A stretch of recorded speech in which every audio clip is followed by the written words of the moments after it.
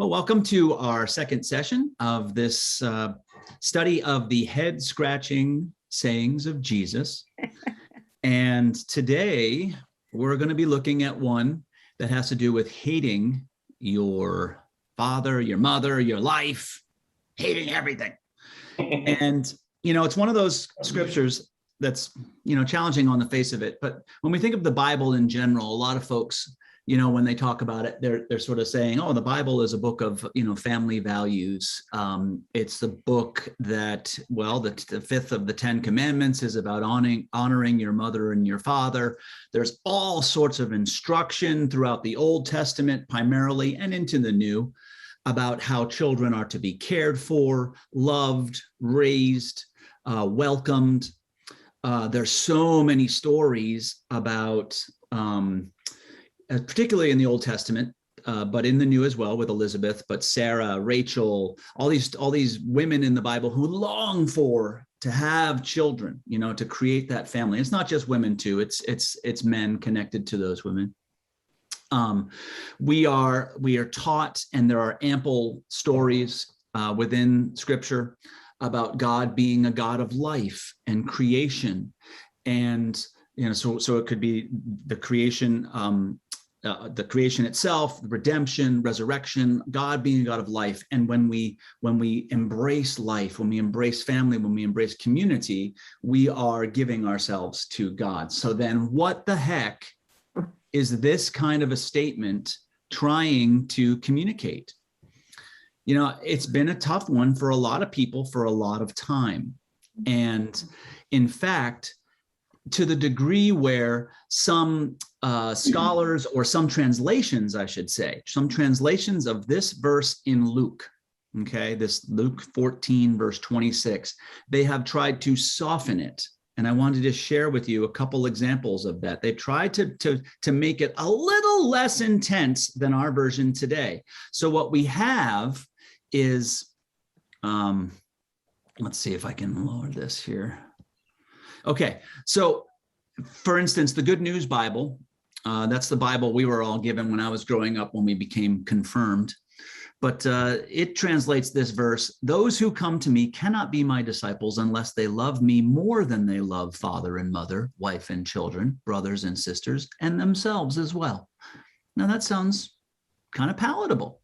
And in the same way, the message: anyone who comes to me but refuses to let go of father, mother, spouse, children, brothers, sisters, yes, even one's own self, can't be my disciples or my disciple.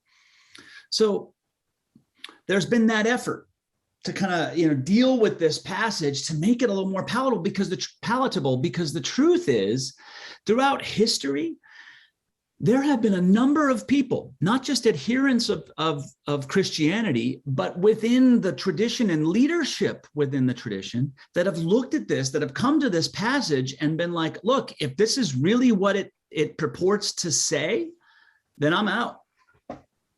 Forget it. It devalues the gospel, okay? Now, that's extreme. And I think there's much more there. And I think also when we consider the whole of the canon, the whole of the story of Jesus, the way he teaches, it's like, look, give him some credit here and recognize that Jesus, as a master teacher, is going to plant all sorts of seeds. And some of those seeds are provocative seeds, okay? Because his intention is that something might grow from them, okay? And he likes to try to till the soil a bit and see how it might grow in us. So that's our approach to this today, not to throw it out and not to be afraid of any of our previous kind of ways of hearing this story. And as we go through it, perhaps we'll see some connections to our own life, to our own walk of discipleship, or maybe we'll come to a whole new appreciation of what it might mean. So those are my introductory comments. I'd love to hear any initial comments from you, either about this particular passage or even last week, something that arose from any further reflection on last week. Start with Patty, and then Bertie, and then Marilyn.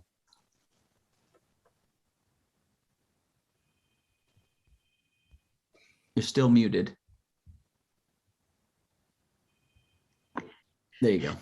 When I started to look at this, I thought, okay, when was this written? Because I know you're saying these are Jesus's words, but they're really whoever wrote Luke's words. And it is a story from the perspective of that person, right, who is writing at 85 CE, about 85 CE, which was after the temple got destroyed. So that context is really important. And then the word that's translated is MESEI. It means hate, but it also means to disregard and to be indifferent to. That's important, because I think words, the way we translate them, the way they might have translated them, have to do with the situation they were in. After Jesus got crucified, other people got picked up and harmed. There was a lot of oppression, and I think these words are hyperbolic. They're meant to emphasize how important it is, if you're a follower, that we do it with full commitment. That's what I see it as. And I think they were feeling that way because, first of all, they didn't expect Jesus to die. They didn't expect him to get crucified. And then he came back, but still things weren't good. So they were probably sitting there wondering what in the heck was happening. And there was probably some people who wanted to disaffect. So I think this is a gathering in and an emphasis. And I mean, that's how I see it. Yes. And I think it's important for us to consider language. And a lot of times when we read these words and we take that word hate at face value, our tendency is to receive it on a more colloquial level, on the way we sort of understand the word hate. And part of our consideration today will be to see, what does hate mean in the context, not only of Luke, but of that day, and of what Jesus is really asking of his disciples. That's what we'll be looking at. Thank you. Bertie. Yes, I wanted to comment on something I've been thinking about a lot since last week.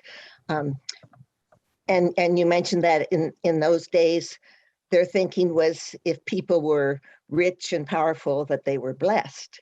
Mm-hmm. And I think we still think along those lines today, and we kind of twist it a bit, and we seem to think that if we go to church and we're good people, that we should be exempt from tragedy. And when tragedy strikes, some people, they'll blame God, and they'll turn away from church and turn away from God. And they ask, well, why me? And I think we need to, be careful and help people deal better with tragedies. Yeah, well, and that's, yeah, you're on it. And there are many purveyors of that health and wealth gospel. And that is what that means, is those people, those ministers, those churches that present this message that if you have enough faith and you're strong enough and you pray enough or you send enough money to the minister, all those things, that you will be blessed. Okay. It's everywhere. And it's because it works. It works not only for the church and the minister, because people will give, because people are so hungry for simplicity and clarity. They want black and white. They want to live in a world where everything is cause effect, okay? When life is not like that.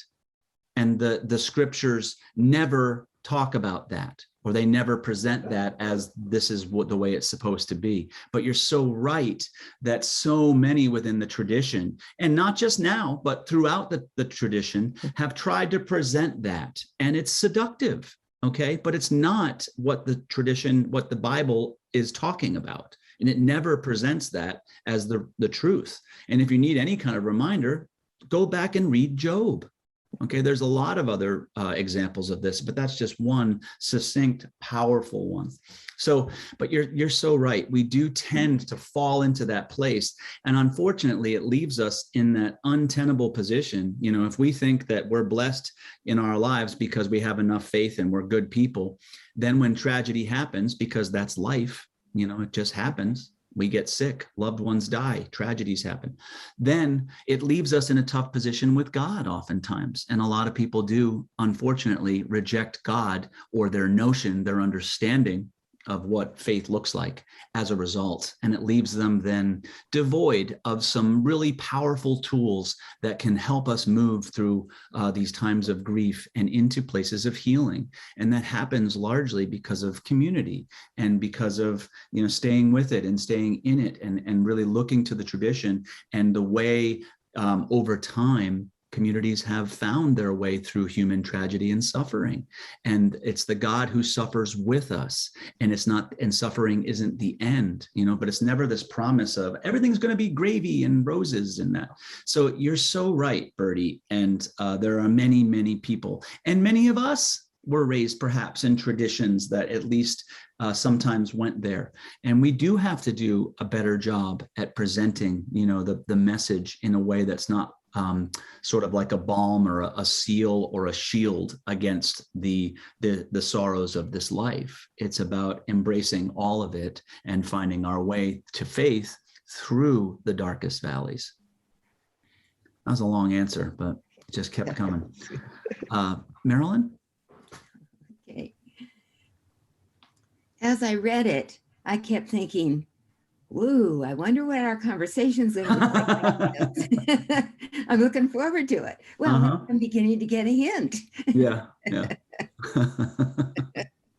Well, I hope that's true. And I think it is. That's part of what's so fun about Bible study is that it's always like when I'm reading and I'm like, well, I wonder where this is going to go today, because it's not just about what I'm going to present. I just ask the questions. You all add the grist, so here we go. Anyone else? Any further reflections?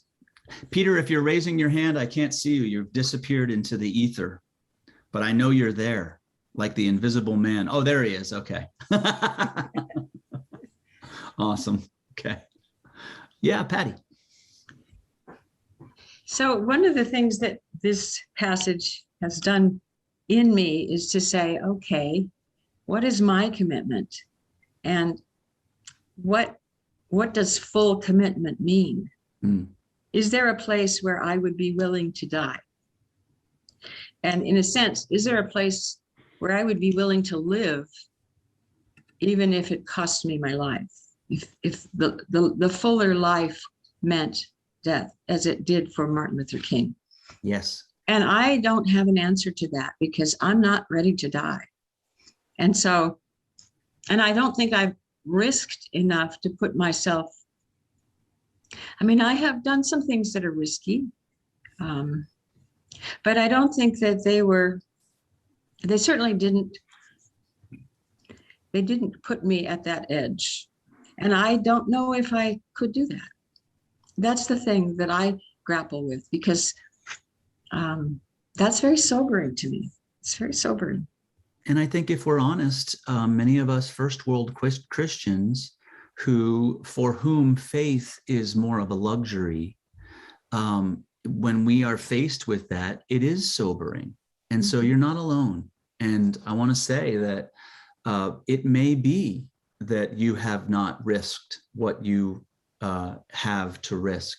But I also want to open it that there are multiple ways that we die. And so we'll look at that. We'll consider that as we look at this passage. What does this mean? What does it lead us to as we kind of try to grow into our resolve and our loyalty or our commitment to this path on which we, are on? I think when younger, I was demonstrating at Lawrence Livermore Lab on Good Friday, and my children were with me. And we had a discussion about who was going to get arrested. And my children said to me, "You're not." They were little kids. I said, "You can't, Mommy, because we can't be without you." And that was my choice. It wasn't to get arrested. It was to take care of those kids and not to put them in a place of tremendous fear. But this is the kind of passage that makes me say, okay, what was that right? Was that shutting God out and making my children more important? I think it would be really hard to go against that. Mhm. Mhm. I think you're raising a lot of questions and concerns that many of us either have faced or will face as we consider what it means to really follow daily.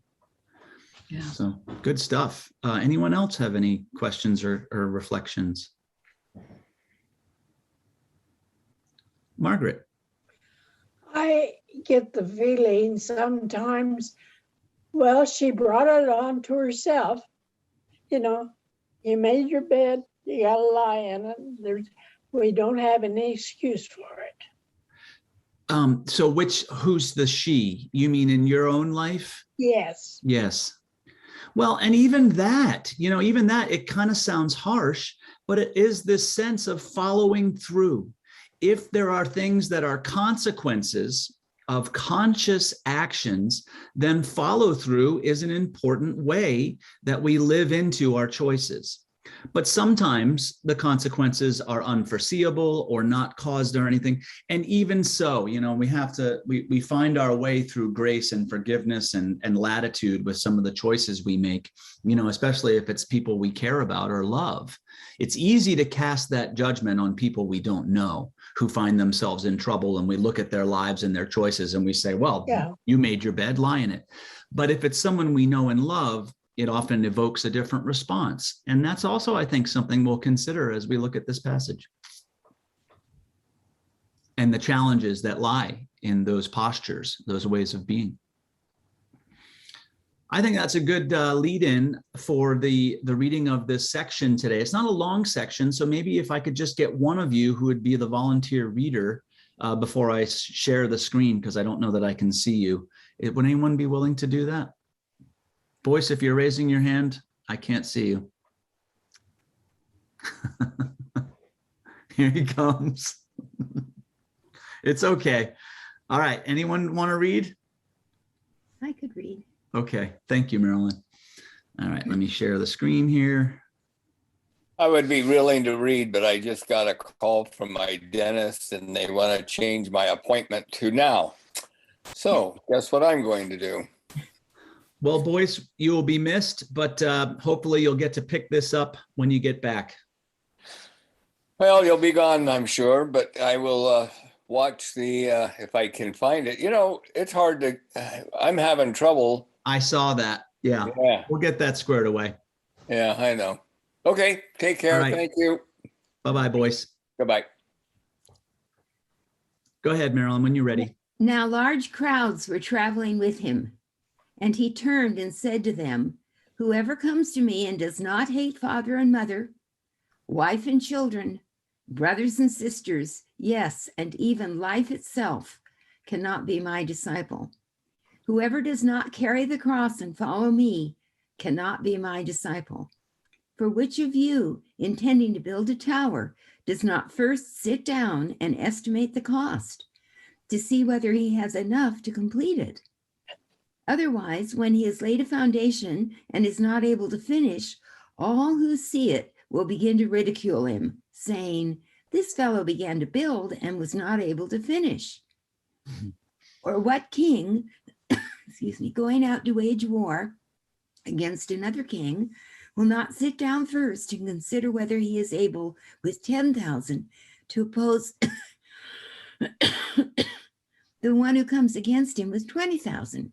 If he cannot, then, while the other is still far away, he sends a delegation and asks for the terms of peace.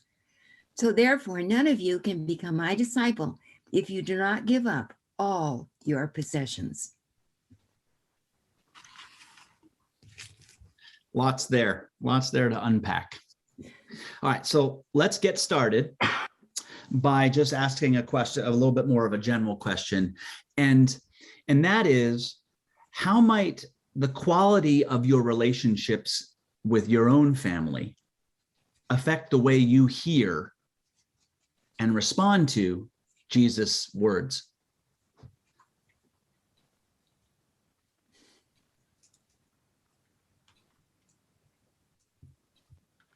How might your own family relationships impact the way you hear Jesus' words? How might they affect the way you hear them? Marilyn? I think right now I have finer, most wonderful family relationships than I've ever had in my life. That's partly because of being a grandmother, but anyway, so it's very hard to hear and picture what, how I might respond. Yeah, it's true. It's like the more positive our relationship with our family, perhaps the larger the button that this pushes, and it kind of evokes a response that's perhaps different if we were raised in a family where those relationships were not as strong, or where we're now feeling that sense of disconnection. But I don't know. Another thing to consider is that when we in that day, when someone followed a teacher or a rabbi, they sort of assigned to them a relationship of being like a father or a parent. Okay. So to be a disciple meant that you were sort of transferring, you were giving. That's kind of where, I know there's a narrative purpose for the renaming, but that's where a lot of the renaming that Jesus does of the disciples, where he says, James and John, you're now the sons of thunder, you're no longer the sons of your father here. You're the sons of God, or sons of thunder. You're connected to a different thing. And it's that shifting that happens that is created in this relationship that Jesus has with his disciples. But your relationship with your family may make it easier or more difficult to move into that, to move into that relationship. Any other thoughts on the way that your own family relationships might affect the way you hear what Jesus is talking about?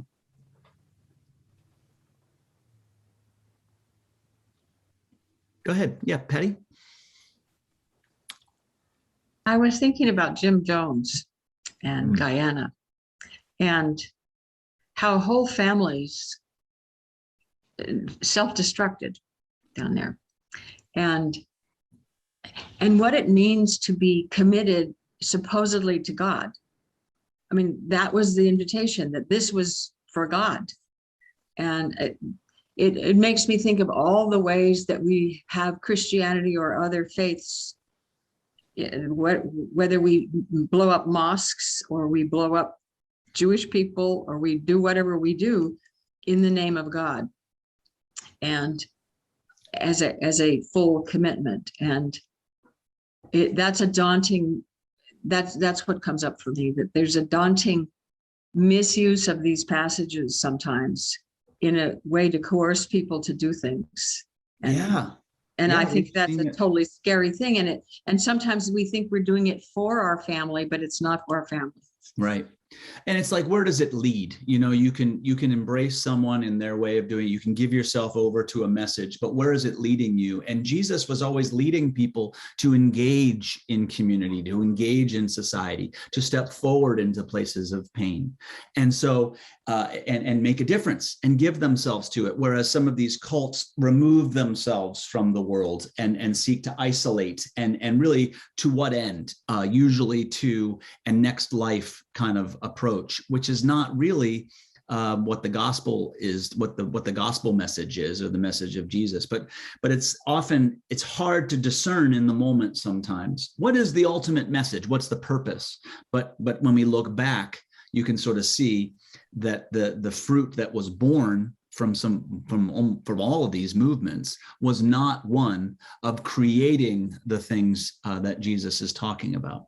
But having said that, you read a passage like this, where on the face of it, the language is hate your family and, go and love me or whatever. You can see where it's a setup potentially for abuse. Mm-hmm. If you're not discerning, or if you choose not to go too much deeper, or if you give your responsibility as an adherent to another person. And that's crucial. We have to be careful about that. Don't give it to anyone completely in that sense, at least in terms of a minister or a leader, but you have a role to play too, and that's part of the gospel message. I think, go ahead. And I think it's also I mean, we have the whole notion of body of Christ, that our answers don't come out of us alone or one decision we make in relation to one other person who's may be strong enough to overwhelm us. That Jesus did want us to stay in community and to find whatever truths there are that way, Yeah, it seems. that's And right. and this passage suggests, or has been used in, I shouldn't even say it suggested, it has been used in ways that we give a lot of authority to church leaders sometimes, and certainly we've seen that abused. Right, exactly. And we have to be careful about that.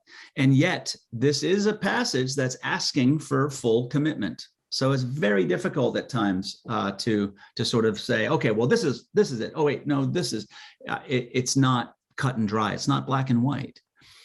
You know, considering the word hate, you've already introduced this topic, Patty, but as we look at it more, you know, the hate that Luke is referring to here, the word in Hebrew does mean hate. Okay, it does mean hate, but it is not hate as an emotion. It is not an emotion. It is an action. Or think of it this way. In the same way that love is not an emotion, when Jesus is talking about it, love is an alignment. Mhm. Okay. Hate is a way of saying, no, I'm resisting, I'm turning away, I reject that. Okay. It's a way of being in alignment or disalignment, disavowing something. Okay. Well, I like that. I like the idea of disregard, because that was the Yes. other definition. And yeah. So then if that's the case, and that is what the word means, again, it's not an emotional term, even though it's easy for us to kind of fall into that. Then how does that hate language, you know, how does it help us understand what it means to follow Jesus? How does hate then, how is that a helpful term? Or maybe how is it like a necessary term? Why do you think he needs to use that word? Why couldn't he have just said what those translations I read to you said that sort of soften it? Why do you think Jesus opts for such strong terms like this? Horty? I can't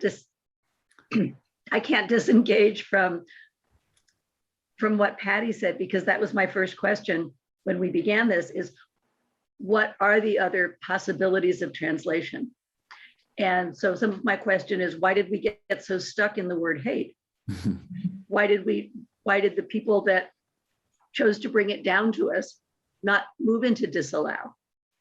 And I feel that's a rhetorical question, because that's only their beeswax, but I don't feel bound up in the concept of hate in this passage. I really connect with disallow. And if all human beings are human, then even our parents are really not worthy of complete total alignment, because they're also giving us human values. And if we're going to align with something larger, if we're going to align with God, then we need to realize that there are limitations in all human beings, including those that we may emotionally love and align with, that we call family. Right. And many of us in our lives have made choices, perhaps lifestyle, maybe work, maybe partner, that our families have struggled with, maybe disagreed with, maybe felt were an expression of rejection of them or even hate of them because of the choice you made, that sort of thing. It happens. Okay, so you're right that it's enmeshed in, there is an emotional component to this. But again, the word is not about that. And in terms of translation, you know, a lot of biblical translators are quite conservative in the way they make their translation choices. So they'll take the Greek, they'll take the Hebrew, and they'll see, all right, well, what does it mean? And for them not to use the word hate is to change, in their mind, change the meaning, even though the modern understanding of the word hate is quite nuanced. The connotation of it is quite different than the original intent. But nonetheless. I also want to put in just a small footnote. There are families that have moved in extremely offensive directions. It's not just that we as children, but there are parents who have done some extremely offensive hate mongering kinds of things as well. It's not just the offspring. Sometimes it's Correct. the spring. Absolutely. Sometimes it's the spring. Sure. Yes, absolutely. Yeah, it's not a one-way stream. Marilyn? I was thinking it's helpful to me to think of the whole context. So there are supposedly, I don't know, did it say thousands? Anyway, lots of people who are following him, gathering in a great big crowd. Mm-hmm. And I'm wondering if he isn't trying to help them be a little more realistic about what it will mean to be his disciple.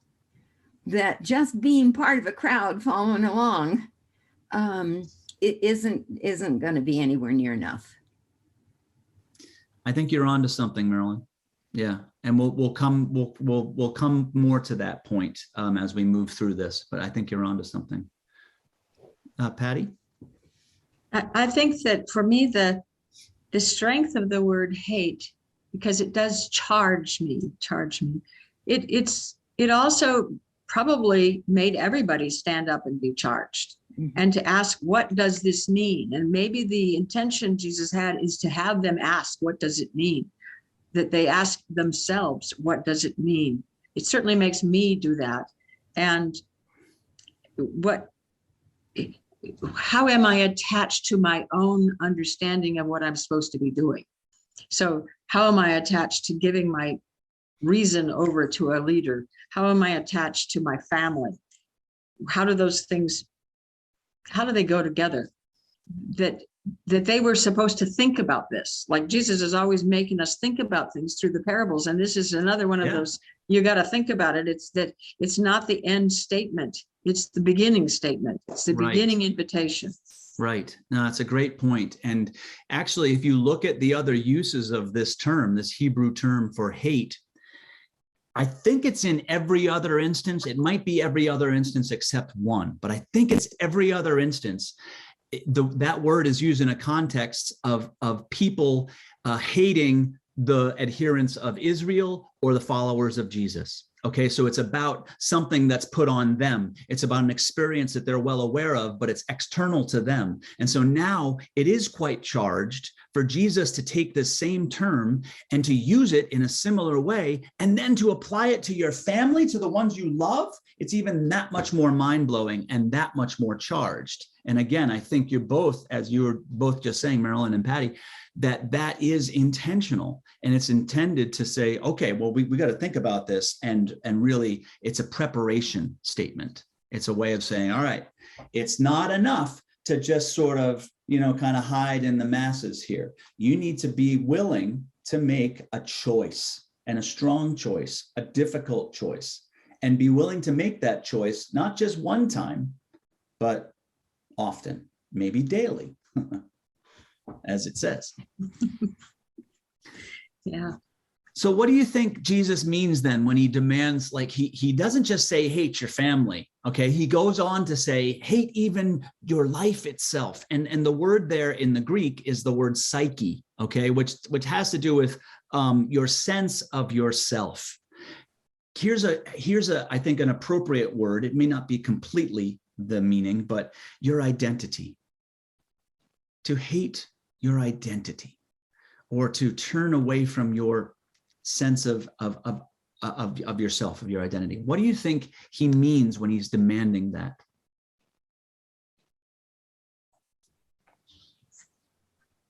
What might that connote? Yes, Horty.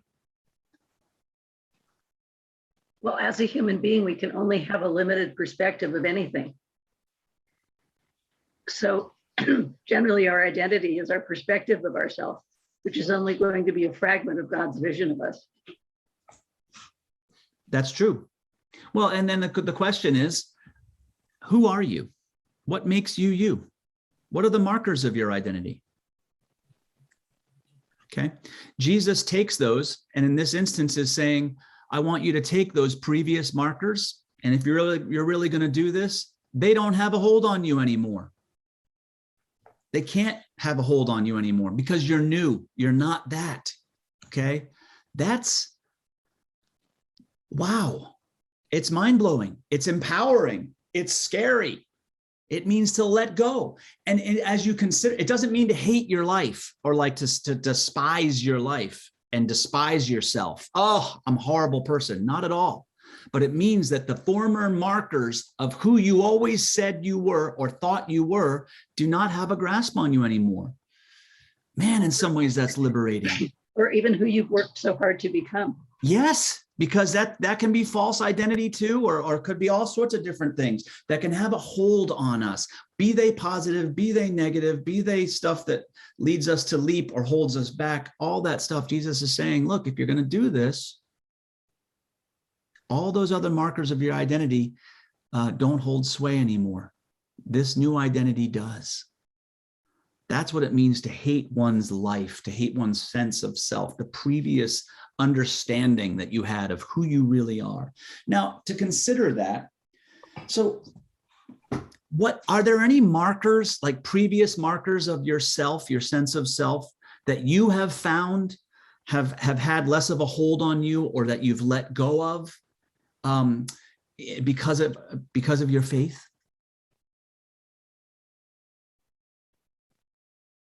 Is there any part of your previous sense of identity that shifted when you became or are becoming, when you step into more deeply your walk of faith? Is there anything that you realize, oh my gosh, that I'm letting go of, and maybe completely? I saw a hand, was it Peter's hand? Yeah. Yeah, control. I'm more and more not interested in control, and actually see how it has been in the way, prevented me from being the spiritual being, having a human experience that I am. Yeah. And so I think a lot of this passage is referring to the emotion that goes along with hate, which is fear. And, control is a big example of how fear works. And so to stick with your family, or to plan out your battle ahead of time, or to weigh the consequences of this act or that, is allowing, in my life, control and its root, fear, to be more powerful than I have come to realize I'd like it to be. Yeah, thank you. I think a lot of us understand, at least in some measure, a part of our identity is often rooted in control and certainly connected to fear. That's a part of who we all are. And in part because we're raised in a culture that embraces a sense of control over one's life, of independence, of responsibility. And we look at those words like, responsibility as being connected to control. But what you're naming is a responsibility to let go and to practice releasing control. And that sort of, fits with just those places of our identity that because of our walk of faith, we are learning to release. And I say it that way intentionally because it's not a one-time thing. These things crop up all the time. It's not like, oh, I've released control, I don't have fear anymore. That to me we have to be careful with that. Those are bold statements for sure, but they smack of bravado more than the humility of the practice and the regular letting go that's necessary in the walk of faith. Thank you for that, Peter. I saw another hand. Patty, yep. I'm not sure this is exactly right, but I'm going to just share it. I grew up in a family that really believed that we should always appear okay, fine, excellent. And that's a high charge, but it has kept me sometimes from taking risks. And my spiritual life has asked me to look at those kinds of things. And this week, when I was going to be brought into the church, Richard wasn't here, and so we were going to do this little number. And I didn't think I was good enough to sing yet. I mean, I really love singing, but I'm really learning. And so I'm sitting there at home. Should I say I'll do it? Should I not say I'll do it? And I realized that pull of appearance was pulling on me. And I said to myself, what are you willing to risk? I was thinking of your sermon on the part of you that is your joy, and offering that in service. And that's what I was thinking about. Are you willing to go towards something that you feel is a service, but also a joy? And I really had to fight it. And I thought, oh, I could stay home. It's easier to stay home. But I didn't. And it was really scary to do that for me. And then it was totally fun. It was joyful. It was totally joyful. And even though I couldn't get all the harmonies and stuff, it didn't matter. We did it okay. Yes. We did it great. That And so was that's beautiful. that's the pull that I feel, that and those kinds of pulls happen, but the consciousness of them is what I think Jesus was asking us. Jesus, Luke, whoever, all the people there were asking us to look at is, and it's such a small risk compared to other people's risks, but for me it was a bigger risk. And because the teaching in my life as a child and for a long time is that you have to be this upper middle class doctor's daughter, and you can't be anything but that. And I'm now something else than that. But Right. I don't know exactly what that is. That's Right. an evolving person. And that actual discovery of what that is less important than the step that you're taking. And that is another release of fear and a willingness to embrace vulnerability, because that's where being okay all the time comes from. We're afraid to be vulnerable. We're afraid to be real or appear weak in front of other people. And that's the wrong word, because weak is really the subjective assessment that we often put on it. But no, being vulnerable is the only way we can step into that power of faith, of releasing control, of letting fear not have, of releasing the fear that can have such a grip on us. But being vulnerable is a big one, I think, for a lot of us. And I dare say it's not a small risk at all to embrace vulnerability in whatever ways. To stand up in front of people and sing is a huge step. Okay. Or just let it be a step. Let's not even value it. Let's just say it's a step, and let's celebrate that. And that feeling you have of joy and permission to step there, that's it. That's a place of strength for every one of us that are stepping out of one way of being and into another. That is what will encourage us, and what we'll go back to and say, oh, I remember that time when I stepped away from fear and I moved into a new place, and that exuberance and that joy that I felt, I remember that and I hold that. You know, just like David held his experiences when he stepped forward to face his Goliath. Well, maybe we can do the same as we move into our giants, you know, that we face. So it's not small, you know, it really is meaningful. Anyone else have that sense of, you know, what are other markers of your identity that you've found yourself releasing? And in a sense, these are deaths too. When we let go of something, it is a kind of death, isn't it? It hits us. You know, sometimes it's a positive experience of death, and sometimes it is a sense of loss as we change and as we release. Margaret, is that your hand? Yeah. Yes, I find that forgiveness, you've talked about it so many times from the pulpit, and I finally found it. It's so easy to forgive if you think about it. You don't gain anything by holding back. Let them have your way. I forgive you. It's not saying you did something wrong or anything. It means releasing my whatever is, I can forgive everybody. Yeah. I find that easy now. And that's such a powerful move, because what you've named in this class at first was the expression of, well, you made your bed, lie in it. And that's what a lot of us feel. And that's our approach to a lot of life. But when you move into that, and that is actually, it's effective. It means no engagement. It means I'm not going to be affected by you. I'm not connected to you. I'm sitting here with arms crossed very intentionally. Okay. I'm sealed off, but I'm not in community. I'm not human.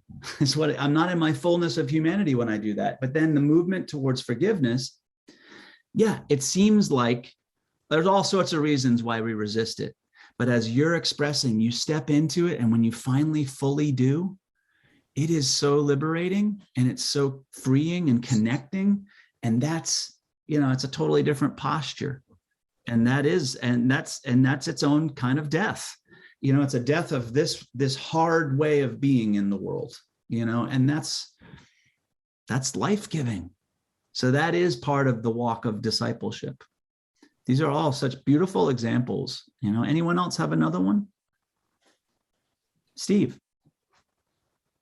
So I kind of reflected back on my professional life, and at the end of my professional life, people came to me as a source of wisdom, if you will. Mm. And now that I'm retired, I find myself more observant and more in a listening mode rather than trying to fix the problem or provide a solution, that sort of thing. I try to listen more and be more more interested in what they're thinking and what they're doing, rather than, and Pete mentioned it, control as well. One other comment I wanted to make was the thing about choice between following Jesus and hating your family or your brothers and sisters. That's really hard for me to do because I see family as a position of unconditional love.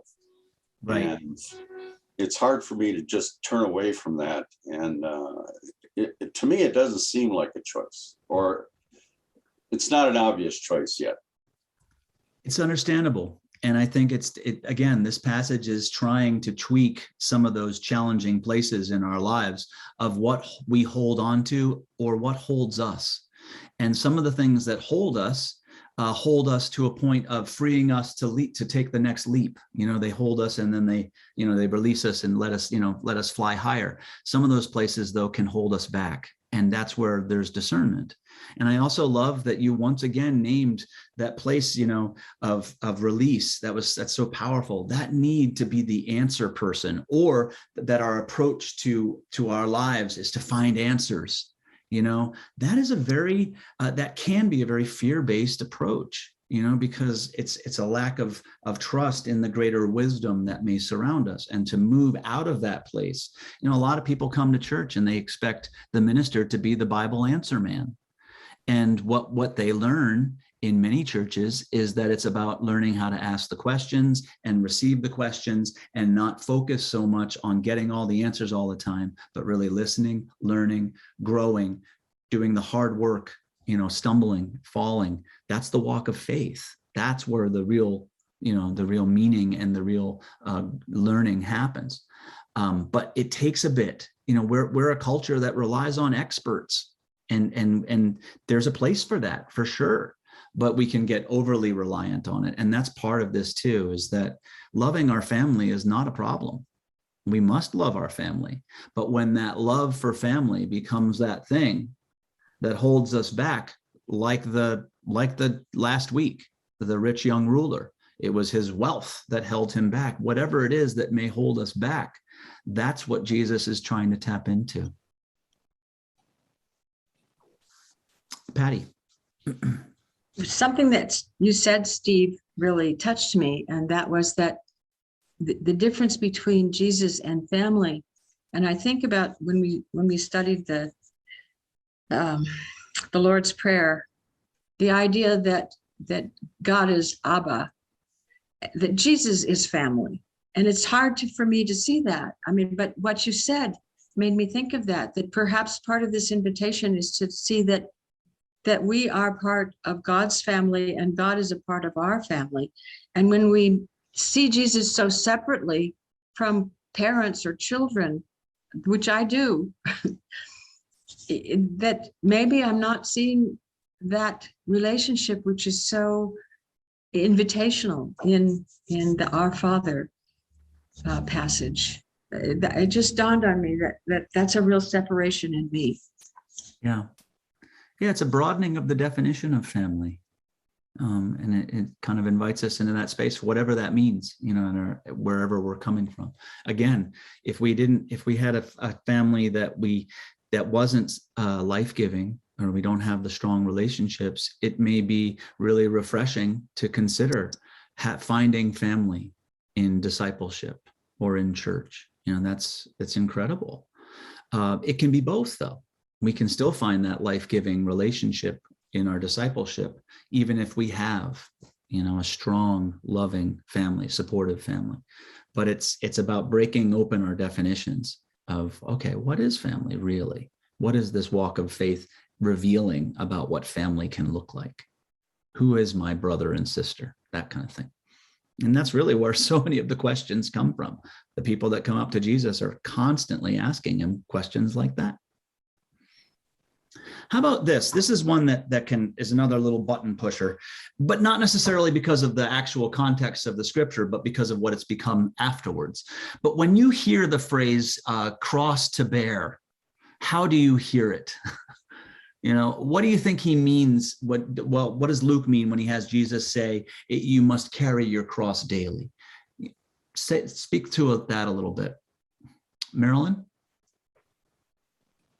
Oh, are you just waving? It's okay if that's all. I'm sure I can come up with some.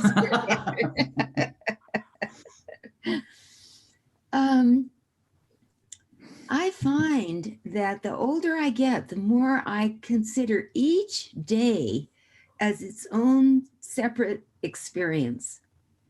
And it means that just because I forgave somebody yesterday doesn't mean that or can mean that I may need to do it again today, or I may need to consider some things that I'm trying and some growth that I think I'm making.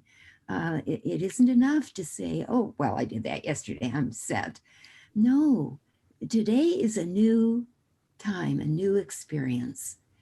And anyway. Yeah, it's a practice. Mm-hmm. It's a practice. It's not a checklist and done. Anyone else?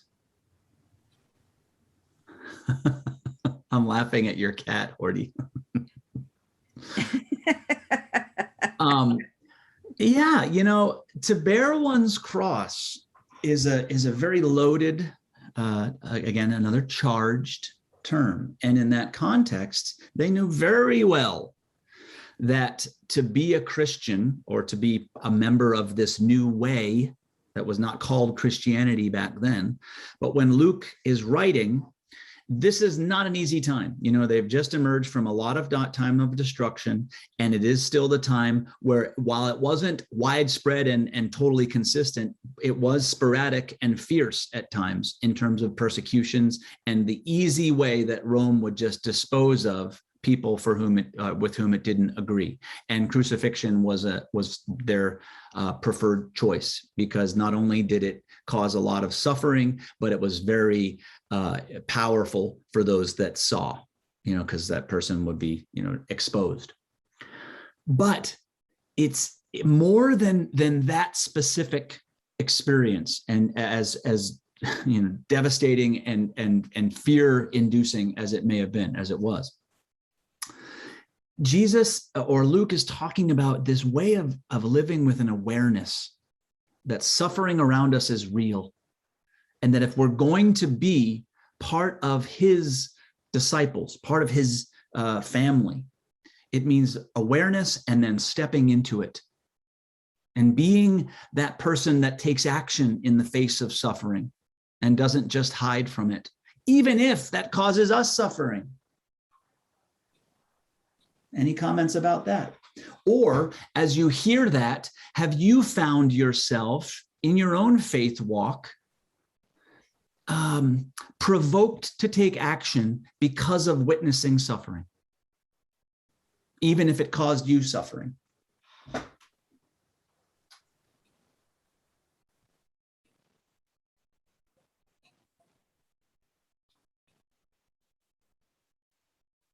I know it's a big question, but I'm letting it breathe a little bit because there's something here that the walk requires us at times to take action in a way that's not just inner action, it's outer action. And it's a way of being sometimes in solidarity. And in fact, daily in solidarity with those who are suffering, even if it may cause us suffering too. And the examples may be within our lives. I'm sure they are. But to hear this may also challenge us to take those steps, maybe that we have found ourselves resisting. It's part of this. It's part of what this passage is doing.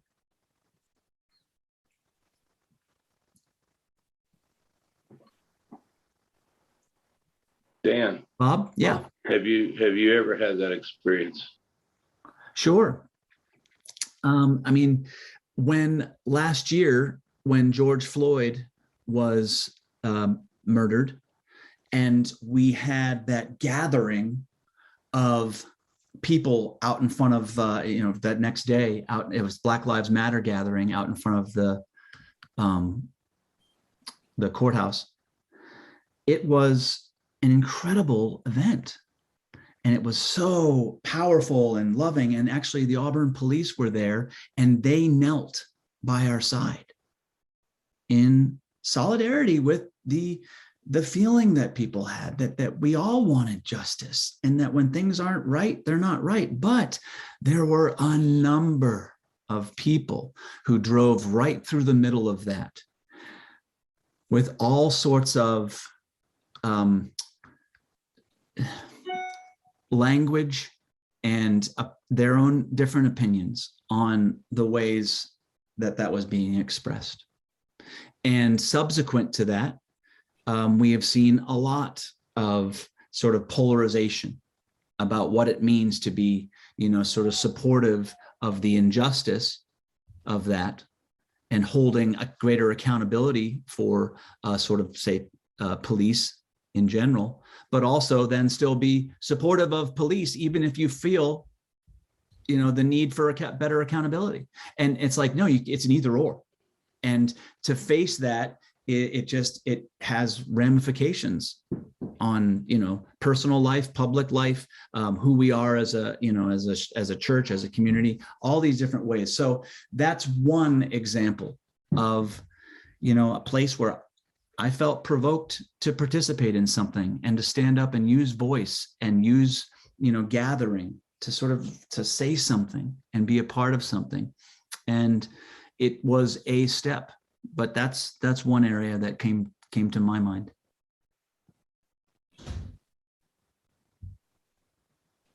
Marilyn? Yeah, I've kind of wondered all week whether I was going to bring up what I'm going to bring up, but I think it fits very well here. And a couple of you have already heard this story. One of my granddaughters, my youngest granddaughter, who is a teenager of color, living in Grass Valley, where she hardly ever sees anybody who looks like her, and it bothers her.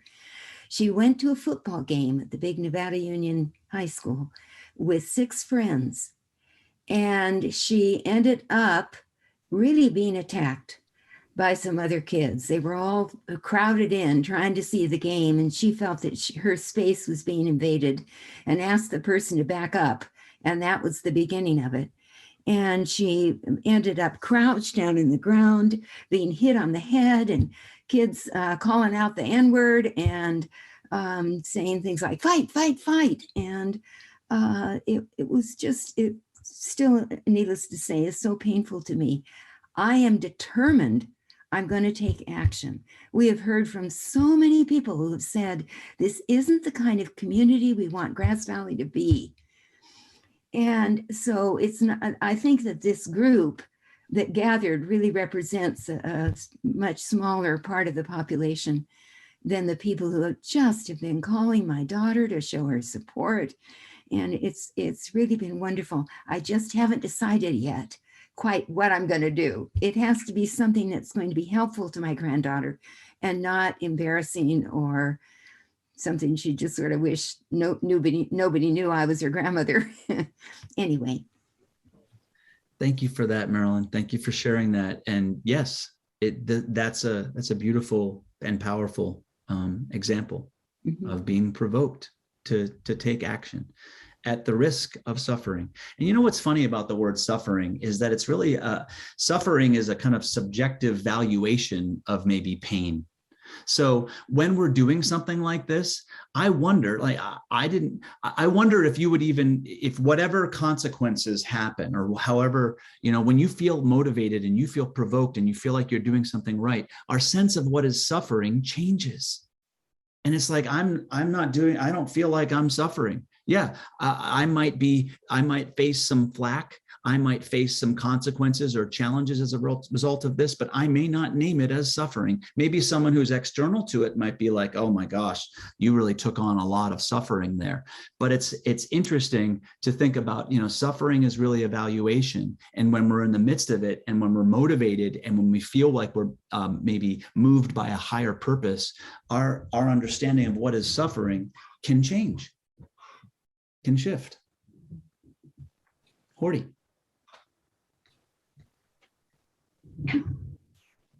When you bring up the point that an action that we've taken may be recognized external to ourselves as something that might have put us in some kind of harm's way or been an action of risk. Healthcare workers that are currently on the front lines of COVID, friends of mine and I have talked about when we were on the front lines of the AIDS epidemic. Mm-hmm. And I didn't feel courageous going to my patients' homes, doing their wound care, giving them injections, breathing their air, eating their food.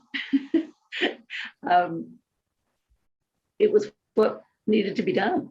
Yeah. And what we're going through now is even so much more pervasive. But I do think about healthcare workers all the time and the kinds of risks that maybe we don't even consider because it's just about something that needs to be done. Yeah. Yeah, it's a great example that when we're motivated by that, when we're doing something that we feel is to serve a higher purpose, our own self-assessment of the pain or the struggle or suffering, or not the pain and the struggle, may not be the word suffering. We may not be taking that on. Now, it may have consequences, that it may have, long-term effects on us that down the road could become suffering for sure. We've seen that, mental health for caregivers is a huge concern right now. But absolutely, when you're in the midst of it, you're doing it. You're not sort of maybe worried about naming whether or not it's suffering or not. You're doing it because that's what love looks like. After oh, go ahead, Bob. Well, you were talking about being involved in the protest. I was in anti-war protests in Austin, Texas. Did not receive a lot of anti-protest. What's the word I'm trying to? Feedback. Feedback. Thank you. Yeah. So it was Austin, Texas, which is a very liberal town, especially in Texas. We weren't protesting in Lubbock. Yeah. And that, and again, that's partly, Auburn is a multifaceted town. We'll say that. And at that time, it's anyway, yeah, it's just one of those things that when you feel motivated to do it, it almost doesn't matter what the surrounding, circumstances or responses are at times. That your own assessment of how it's affecting you is like, well, that's not really what's motivating me. I'm not going to name it suffering because I'm stepping forward. And yeah, it can be a risk. You don't know what the risks are until you do it. But that's part of what Jesus is talking about, is living with a sense of awareness of the struggle and the suffering and the humanity around you, and then stepping into it and doing that and living like that, making that your lifestyle, your way of being. I want to finish with this the last section of this reading for today. Is after all that tough talk about hating your family and taking up your cross, he does use these two illustrations that are sort of like mini parables. The person building a tower and the king preparing for war. And I want to know, do those illustrations help lend you a sense of clarity as to what maybe, the kinds of disciples that Jesus is looking for? Or does it even help you understand what Jesus means when he says, it talks about hating our family or life in order to follow him? Do they lend some clarity? Bertie?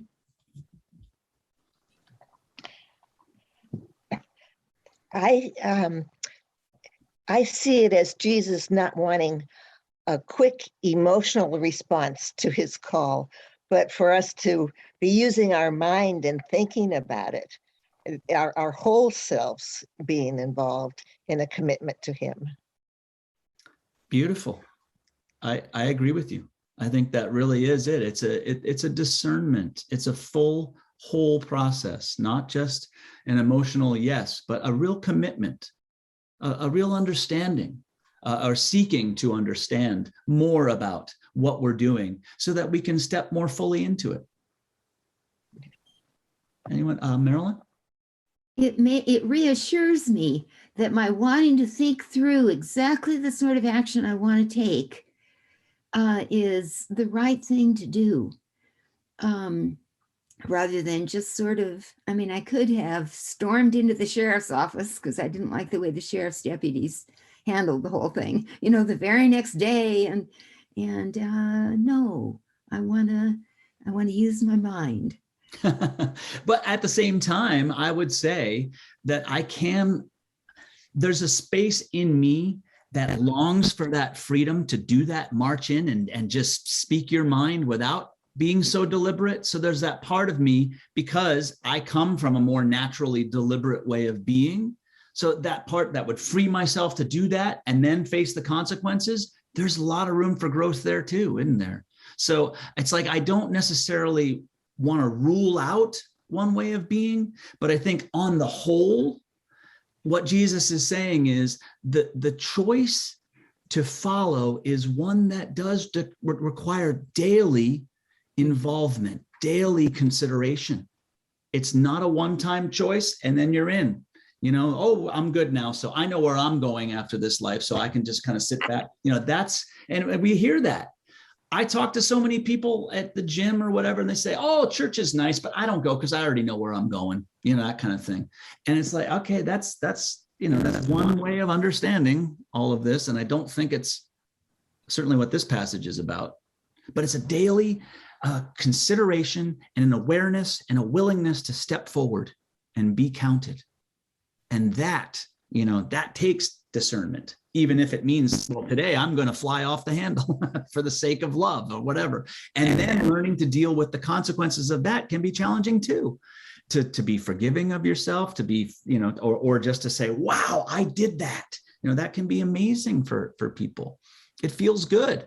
But yeah, it can also lead us down to like, oh man, I wish I hadn't done that, or I wish I hadn't quite said it that way. But I think some of us could gain a lot from that approach or that freedom to be that. But both of them, I think, are valuable. did I see another hand up? Yes, Patty.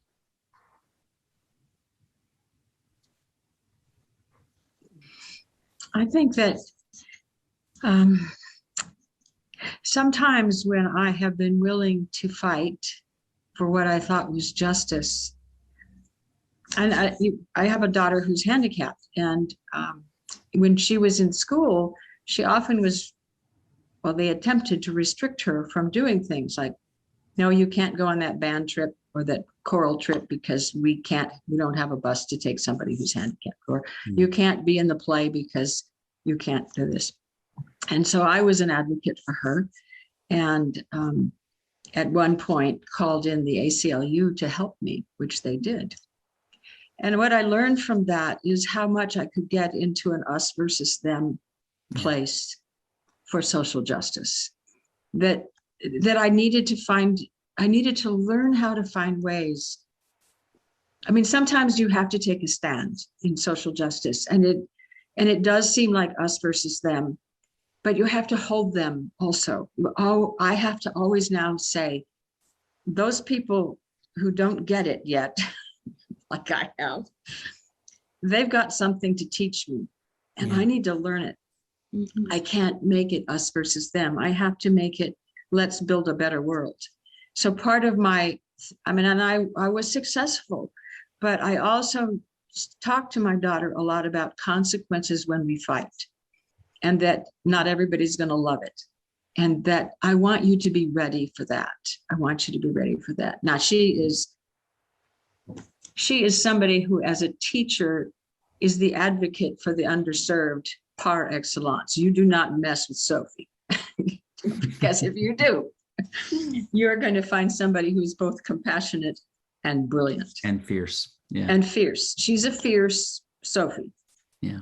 And she's in a wheelchair. And that's, if she's really an incredible person. But part of that was learning that we don't just have us versus them. We have, what does social justice mean?